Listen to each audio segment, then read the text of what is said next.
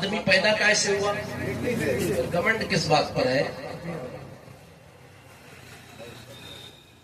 معلوم بھی ہے نا مٹی سے پیدا ہوئے ہیں.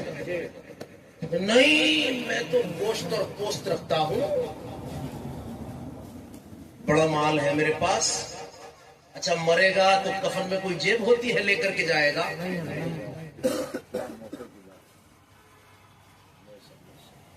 ہو سکتا ہے کچھ لوگ لگوا لیں جیب، لیکن کفن تو سلایا بھی نہیں جاتا. اچھا اگر لے بھی گئے قبر میں تو کریں گے کیا؟ فرشتے تو رشوت بھی نہیں لیتے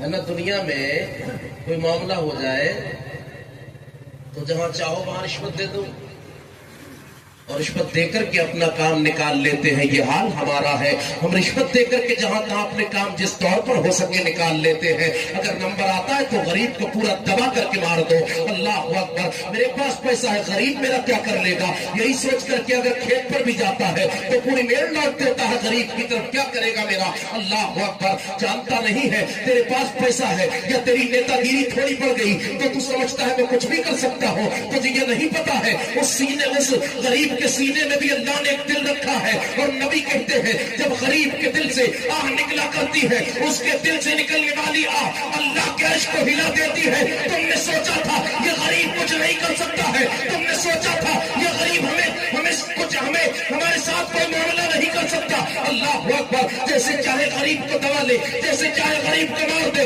لیکن یاد رکھنا اس کے سینے میں ایک دل ہے، دل. اور نبی کہتے ہیں جب غریب کے دل سے، مظلوم کے دل سے آہ نکلا کرتی ہے، اللہ کا عرش ہلتا ہے. اس کی آہ اللہ کے عرش تک جاتی ہے.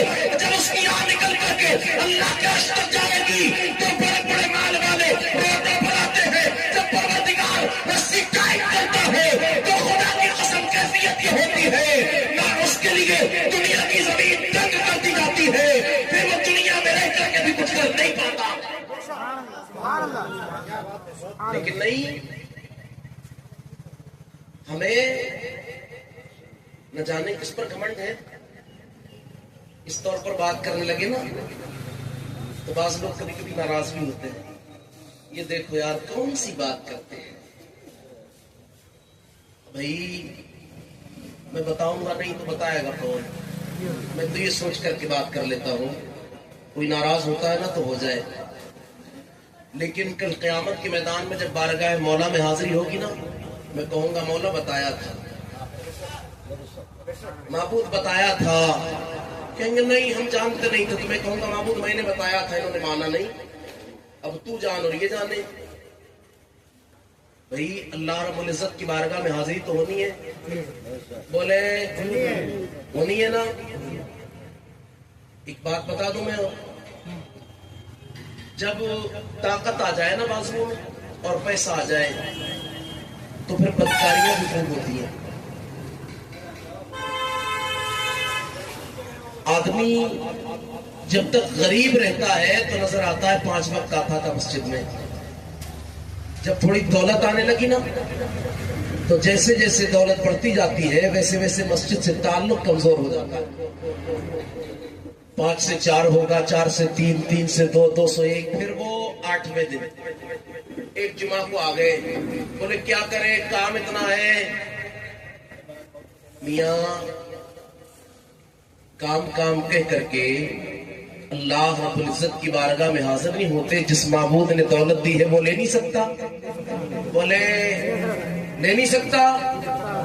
اور اگر آپ نماز پڑھیں تو کم کام کرنے پر بھی اور زیادہ دے نہیں سکتا. بولے پھر کام کے پیچھے کیوں بھاگتے بھائی؟ کام کے پیچھے نہیں بھاگنا. اللہ رب العزت جب برکت کرتا ہے تو تھوڑے میں بہت کر دیتا ہے.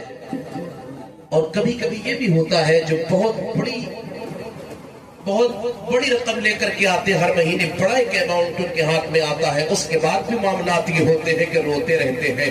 اللہ اکبر. برا نہ ماننا، لیکن ایک بات آ گئی تو میں اور آگے بڑھ کر کے کہہ دوں گا. میرے استاد مجھ سے اکثر کہا کرتے تھے بیٹے پریشان نہ ہونا، یہ علماء کا معاملہ ہے. اگر ہم بیمار ہوتے ہیں تو بیماری کے بعد سیدھے ڈاکٹر کے پاس نہیں جاتے، بلکہ ہم پہلے قرآن کے پاس جاتے ہیں اور چند آیتیں پڑھ کر کے قرآن کی دم کرتے ہیں پانی پر اور پی لیتے ہیں. اللہ تعالی شفا دے دیتا ہے. لیکن ایک آدمی منتھلی کماتا ہے 50,000, ایک آدمی منتھلی کماتا ہے 1,00,000. جب اس طور پر اس کی آمد ہوتی ہے تو پھر کیفیت بھی یہ ہوتی ہے, اگر سر میں درد ہوا تو بڑے ڈاکٹر کے پاس جائے گا, اگر پیٹ میں درد ہوا تو بڑے ڈاکٹر کے پاس جائے گا. جب ڈاکٹروں کے پاس جاتا ہے, اللہ اکبر, اپنے مال میں غریبوں کا حصہ نہیں رکھتا ہے تو سارا ڈاکٹروں کو دے کر کے آتا ہے. یہ کیفیت ہو جاتی ہے. تم اپنے مال کے اندر غریبوں کا حصہ شامل کر لو. اللہ کی قسم کھا کے کہتا ہوں, جب اپنے مال میں غریبوں کا حصہ شامل کرو گے, اللہ تعالیٰ بے شمار وہ بیماریاں ہیں جن کا علاج ڈاکٹر نہیں کر سکتے,